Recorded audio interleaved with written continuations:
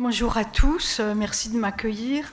J'ai le plaisir et le grand honneur en fait de vous présenter en avant-première une application que nous avons réalisée au Centre de référence des maladies orales et dentaires rares de Strasbourg, qui s'appelle Drôle de dents et qui est destinée en fait aux jeunes enfants pour faciliter leur visite dans un cabinet dentaire et dédramatiser un petit peu les soins dentaires, parce que vous savez que ça reste quand même une source d'anxiété en fait.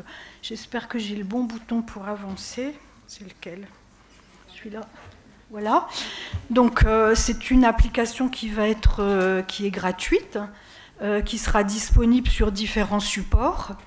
Je suis un peu frustrée ce matin parce que normalement j'aurais voulu vous présenter toute l'animation, mais j'ai rencontré un problème technique, donc ça sera des diapositives, mais ça vous permet de vous faire une idée. Donc on a fait appel évidemment à différents professionnels pour pouvoir réaliser ce projet.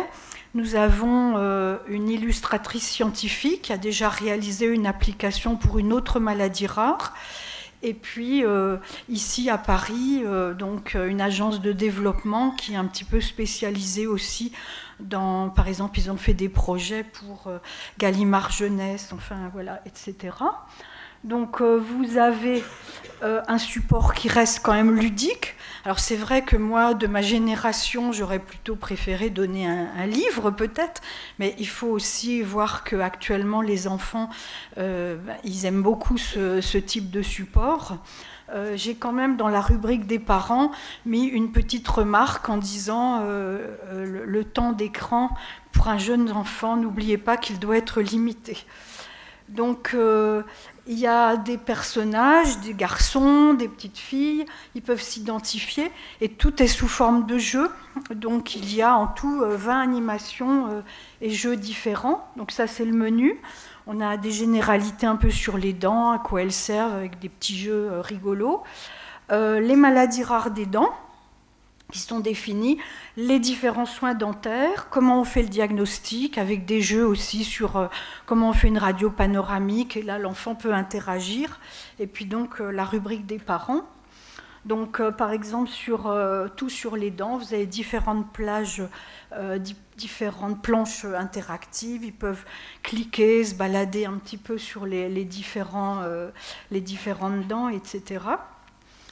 Ensuite, vous avez pour le diagnostic, par exemple, alors on n'a pas mis le cone beam, on a mis les radios les plus fréquentes qu'on réalise chez les jeunes enfants, à savoir la radio intraorale, la radio panoramique, et puis comme on travaille énormément avec les orthodontistes, aussi la téléradiographie de profil. Donc en fait, l'enfant clique, l'appareil tourne autour de la tête en faisant le petit bruit. Après, il va cliquer sur l'ordinateur et là, il y a une radio qui va s'afficher, par exemple avec des agénésies.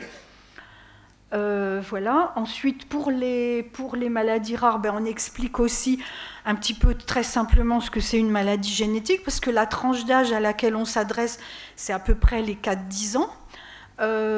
Et puis, donc voilà, on voit des petites cellules, etc. Quelles sont les différentes maladies rares des dents, et tout ça a été fait à base de dessins originaux. J'ai fourni à l'illustratrice, par exemple, des orthopans, et à partir des orthopans, elle a fait les dessins.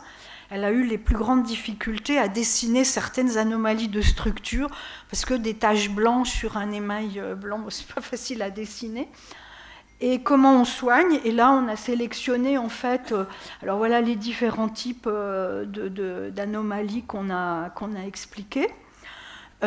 Tout ça, évidemment, ils peuvent revenir avec les parents. Les parents, forcément, vont accompagner.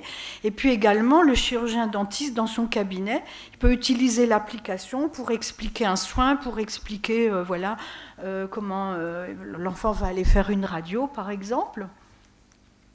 Et puis dans les soins, on a sélectionné évidemment pas tous les soins dentaires qui sont possibles et imaginables.